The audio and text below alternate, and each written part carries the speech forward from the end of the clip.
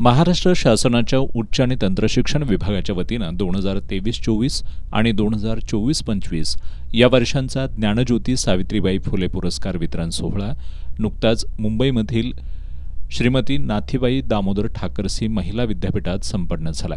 उच्च आणि तंत्रशिक्षण मंत्री चंद्रकांत पाटील यांच्या अध्यक्षतेखालील या समारंभाला अन्न आणि नागरी पुरवठा मंत्री छगन भुजबळ, उच्च आणि तंत्रशिक्षण विभागाचे अप्पर मुख्य सचिव वेणुगोपाल रेड्डी, SNDT महिला विद्यापीठाच्या कुलगुरू डॉक्टर उज्ज्वला चक्रदेव यांची प्रमुख उपस्थिती होती.